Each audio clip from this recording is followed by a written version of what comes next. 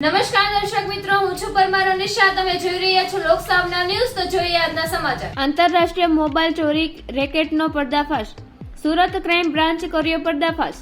South આફ્રિકામાં બેસી સુરતના ચોરીના મોબાઈલ ફોનનો ગેરકાયદેસર વેપાર કરતો રેકેટ પર્દાફાશ. સુરત શહેર ક્રાઇમ બ્રાન્ચ આંતરરાષ્ટ્રીય મોબાઈલ ચોરીના રેકેટનો ભાંડો ફોડ્યો. સાઉથ આફ્રિકામાં રહેતો જકવાન સૈયદ સુરતના મોબાઈલ ચોરો સાથે સંપર્કમાં હતો.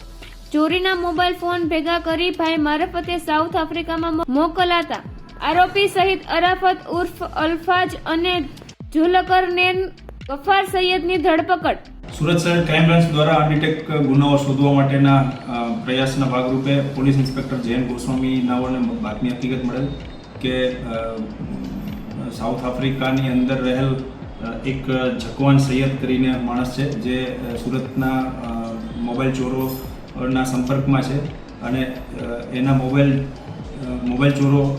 ચોરી અને જકવાન સૈયદના ઝુલકરને ગફાર સૈયદ કરીને એનો ભાઈ જે અહીંયા બેસ્તાન ઉનમાં રહે છે તેની અને શાહિદ અરાફત ઉર્ફે અલ્ફાઝ અબ્દુર રહેમાન શેખ કે જે લિંબાયતમાં રહે છે, જેનું મૂળ વતન ભરૂચ છે, જે બંને મોબાઈલો મેળવી પછી જ્યારે સાઉથ આફ્રિકા કોઈ પેસેન્જર જતું હોય તો એના સાથે એ મોબાઈલો સાઉથ આફ્રિકામાં ડિલિવરી કરાવે છે. એવા અત્યાર સુધીમાં સુરતમાંથી ચોરાયેલા 30 મોબાઈલોની ડિલિવરી થઈ ચૂકેલ છે અને 3 મોબાઈલ સાથે અત્યારે આરોપીઓ બંને પકડાયેલા છે. આરોપીનો ગુનાહિત ઇતિહાસમાં અત્યારે આરોપીઓમાં સલાબતપુરાના 2 ગુના અને 1 ઉધનાનો ગુનો ડિટેક્ટ થયેલ છે અને બીજા 3 ગુના ખટોદરા, વરાછા અને સુરત રેલવે પોલીસ સ્ટેશનના ગુનાઓ ખુલવા પામેલ છે. અને આરોપી શાહિદ અરાફત ઉર્ફે અલ્ફાઝ અબ્દુર રહેમાન શેખ એ પોતે 5 વખત લિંબાયતની અંદર મોબાઈલ ચોરીના ગુનામાં પકડાયેલ છે અને 1 વખત એમની પાસા પણ થયેલ છે.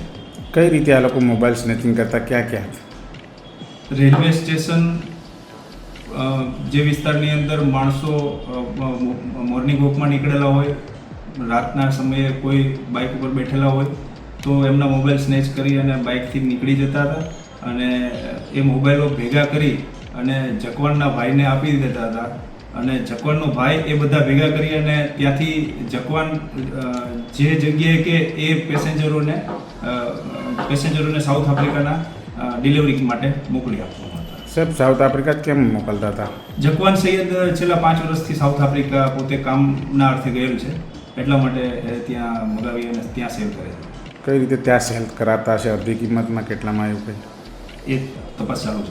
તો ફરી મળીશું એક નવા સમાચાર સાથે. ત્યાં સુધી જોતા રહો લોકસામના ન્યૂઝ.